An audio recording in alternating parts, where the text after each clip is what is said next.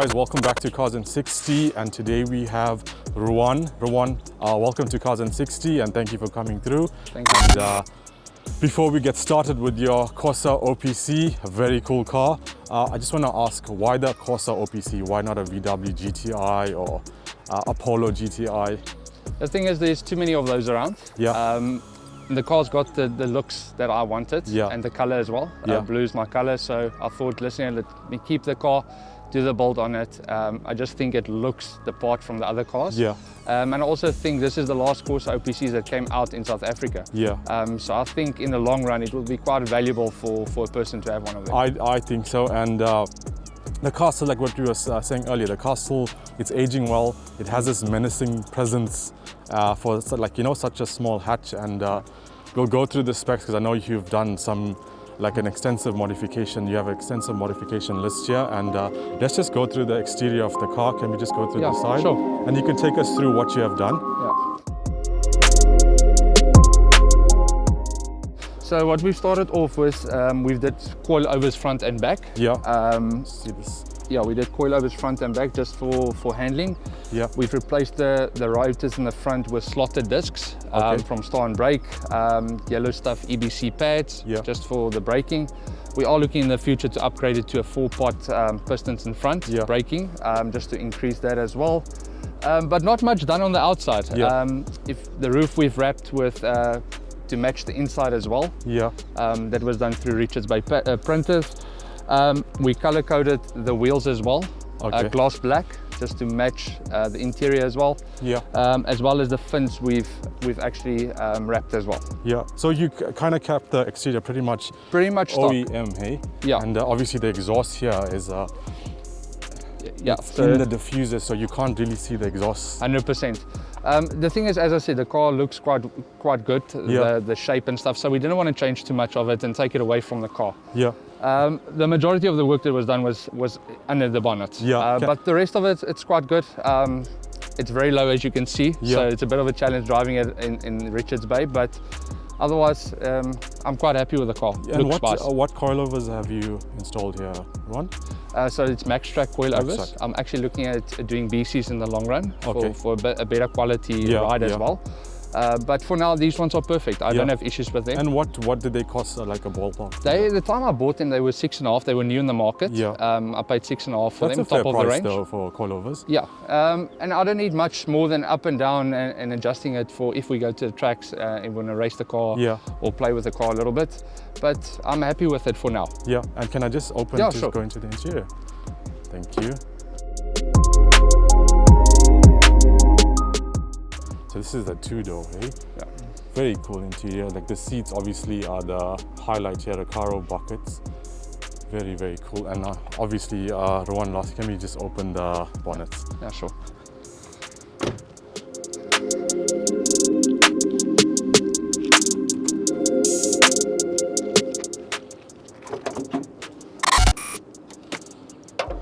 Okay, let me just get a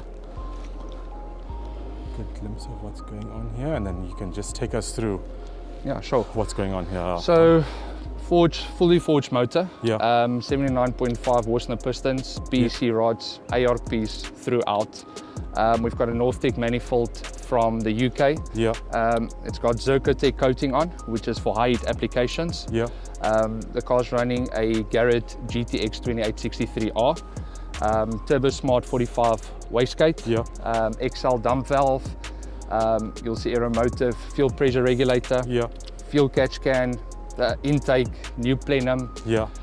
We've also converted the electronic throttle to a cable throttle, just to eliminate all electronic issues that you could have in the future. We've got individual coils, which the standard Corsa doesn't come with. It's got individual coils, uprated fuel rail, 615cc injectors, Bosch injectors, running dictator, 60/2. Bigger cooler, solid pipes. See if I can get the cooler in here. And what has this cost, plus minus? You're looking at in total about 120, 130 in total. Also, learning through the build as Trial and well. error, yeah. So yeah, I've paid school fees as well quite a bit. Yeah. But yeah, we're still looking at doing a few more upgrades on the car. Yeah. As I mentioned, the gearbox, we're looking at different options on the gearbox to handle the power. But for now, I think I'm happy with it. Yeah. I don't think we want to go more power. Yeah. Might do cams in a later stage. Yeah. So that's the only thing that has not been done. One thing that I haven't mentioned is the car's also running Supertech titanium valve springs. Okay. For higher revs as well. But yeah, that's the mods list. And Ruan, quickly, who is responsible for the build? Who helped you? Which companies helped you? You can just 100%. So the car was redone completely by JMS Motorsport in Benoni. Yeah. But also a lot of the work has been done through my friends as well, Yeah. Christy Stradom and Malcolm Ford, helping me after hours as well, getting the car to cool. where it is. That's cool, yeah. Yeah, it's an ongoing maintenance thing to keep the car the way it is, Yeah. and not break it. Yeah, and obviously, like you guys, I'm sure you guys enjoyed the build process. It's like bro time, Yeah. and I mean the end result is really, really cool. 100%. And what power figures are we looking at? So the car hasn't been retuned for Richards Bay. Yeah. In Joburg it made 272 wheel kilowatts and 470 Newton meters. Yeah. I did dyno it here before, a power run. It made 254, I think. Yeah, 254. And also 460 newtons or something. And that's at the wheels. At the wheels, And yes. that's a 1.6 liter. This 1.6. engine is not converted to a 2 No, liter. no. So that's where that's a bit that's like really Yeah. impressive. I think. And you were saying that you have no plan to go 2 liter. You want to keep it 1.6? To be honest, I want to keep it 1.6, see what Yeah. we can get out of the 1.6 on the Yeah. quarter mile and maybe a few track days if possible. Yeah. But I think for now, we want to keep it 1.6. I think it's more than enough power. You don't need more for a front-wheel drive car. That's really impressive though. I think if we ever had to go the 2 liter conversion, it would go 4-wheel drive. Yeah. But I think for now, I want to keep the car as is for now. Yeah, Just the and gearbox, we weren't going to Just for the specs, exhaust system is a 76 mil. Yeah, 76 mil from the downpipe straight through with one box. And the clutch, Ruan? So the clutch has been built by the clutchman in Cape Town. Yeah. He's done all the setup for the clutch and it's holding power at the moment. It does not have LSD yet. Yeah. Because I'm still in thought how I'm going to change the gearbox to F28 or maybe DSG even. Yeah. But yeah, it's an ongoing process for us. Very cool. And lastly, can we just start it up and sure. hear what this is? Yeah, sure. What this sounds like, Ruan, please. Just rev it up for us as well, please, man.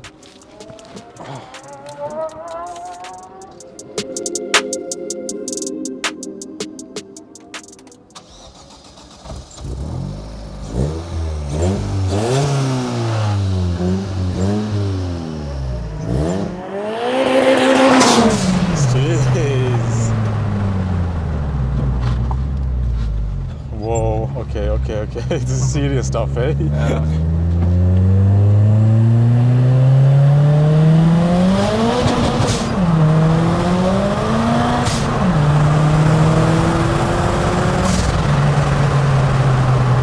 What do you think? Sure, that's crazy. How is this a 1.6? Hey? That's crazy. My hands are actually shaking. So the car, it grips nicely on third, eh? Yeah, it does. That's why I'm not even half throttle it on second. Yeah.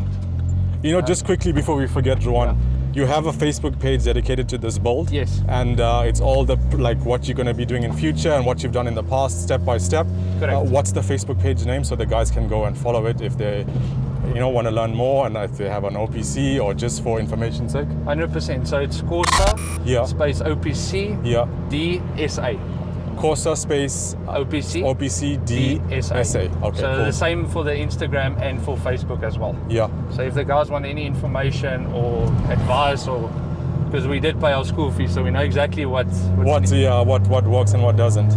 And Ruan, what boost is this car running currently? Okay, so this car's running on the mix on 50/50 mix. It's running 1.8 bar.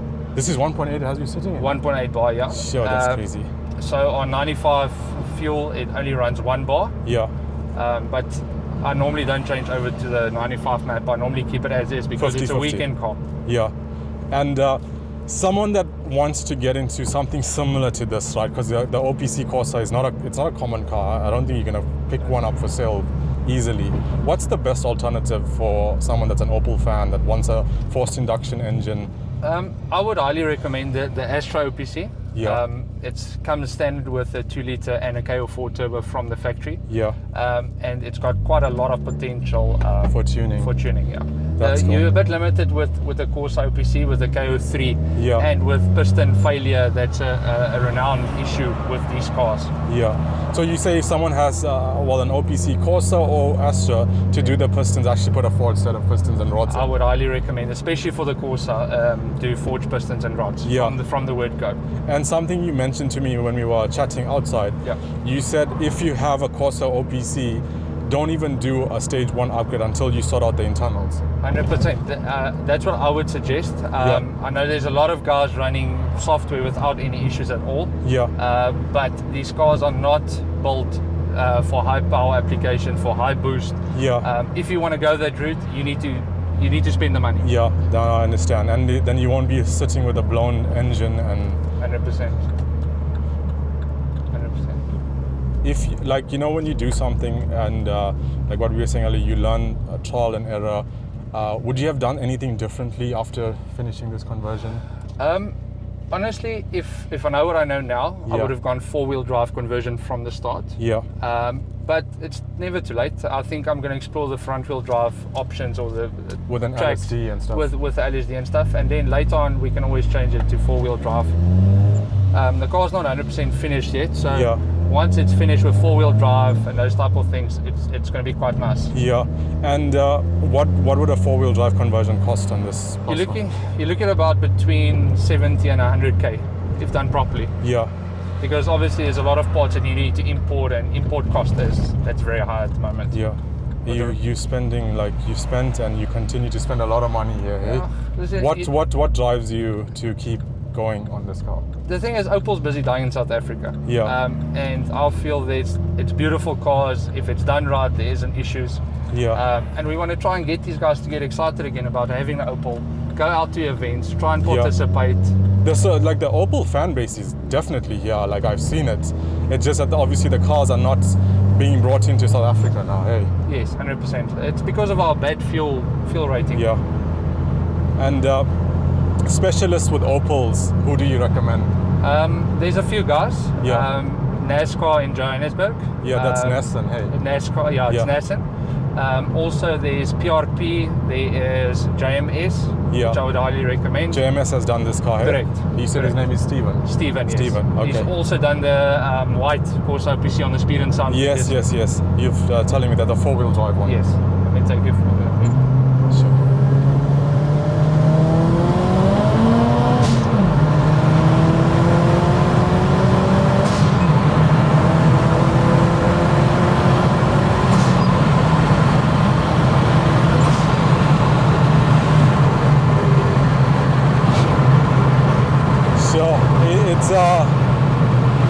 It's hard to describe. The acceleration is aggressive, very aggressive, and like I know what the viewers watching the video, they can't really experience what I'm feeling in the car, but all I can say is I have no words. Like it's a brutal 1.6. And the thing is, as I said to you, I've spent the money and I've bought proper decent parts for the car. And I think that's the key to this. Parts do fail, doesn't matter what parts you buy, but buying quality parts from the start saves you a lot of money at the end. Okay, that's a good tip for anyone that wants to modify anything. You keep hearing it from most guys. And the thing is, if you build a car like this, you're building it for yourself, you're not building it for anyone else, so you need to be the person enjoying it actually. Definitely. And this is a 6-speed. 6-speed, 6-speed manual. M32, 6-speed Corsa OPC standard box. So these are crazy cars, man. Like, first time in an OPC, and like this is one crazy OPC. There's some crazy, let me tell you, there's a lot of big turbo Corsa OPCs out in South Africa. Not a lot of them participate and drive it a lot, but there is quite a few out. Sure. Especially Johannesburg side. I know there was one in Durban, but I'm not 100% sure on who's the owner of the car. Do you have like a a car club with the guys that have OPCs? Yeah, so I'm part of the OPC Club South Africa. Yeah. We do have a Facebook page. We've got a WhatsApp group. What's the Facebook page, just for the viewers? So it's OPC Club South Africa. OPC Club South Africa. Yeah, that's okay. it. So anyone that's got an Opel that wants to be part of the club and get involved in it. I know we do charity runs as well sometimes. Do you have to own an Opel to be in the club? No, not at all. That's awesome. As long as you're passionate about Opel, That's learn awesome. from what we do. Yeah.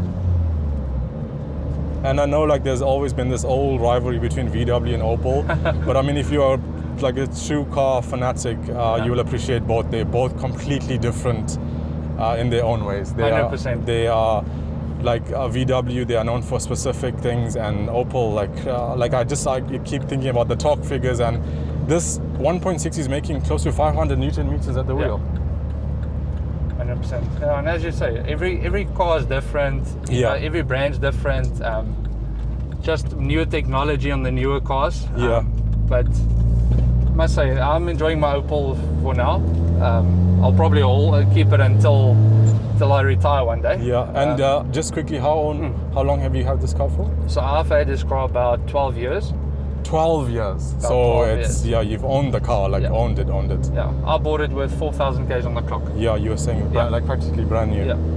And if someone's looking for Corsa OPC, what could they expect, like price figures? You get a lot of them that's under 100k at the moment. Under 100,000 rand? Under 100,000 rand. But there's a few things that you need to check before you purchase a car. Yeah, sure. Compression testing needs to be done. You need to check the gearbox. Yeah. Because a lot of these guys, there's a lot of guys that sells cars, and you don't know what's the issues with them. Definitely, especially with a forced induction. Yeah, so I would car. always tell the guys, take someone that knows cars, that can do compression testing and those things while you're there at the dealership. So you say compression test, gearbox, Yeah. and obviously like the body work and the standard procedure. Correct. Not a common car though. Hey, like you were saying, these cars are not common. You don't see them often. The thing is, a lot of these guys don't want to spend the money on the cars. They buy cars where they can do software intake and intercooler, and there you go. Yeah. But these cars, you need to spend the money to get it where it is. And I saw you have a expensive Garrett turbo. What did that turbo cost? So the GTX, when I bought it, it was 15,500. Yeah. Just on the turbo itself, without the housing. Okay. You're talking about the exhaust housing? Yes, correct. Sure. No, you spent some serious money here. But this is a Gen 1 GTX. The Gen 2s are out already, which pulls up a lot faster than these turbos, and the rating is quite higher. Yeah. But I feel for what you're doing with the car, I feel I'm perfect with the Gen 1. I'm happy with the Gen 1. Yeah. And what RPM does the boost come in hard? So 2.5, and it goes all the way to 5.5, 6,000 RPM. I'll show you 6,000. Yeah. Just get my. See if we can do a time.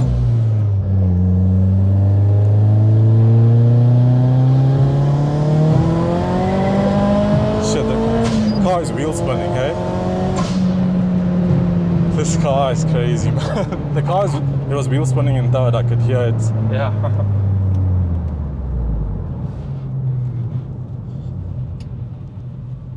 Yeah, my plan is to upgrade the brakes as well in the long run, and get some semis for it. Just pricing on tires is ridiculous for semi slicks. Yeah, and these are 18s, eh? 18s, yeah.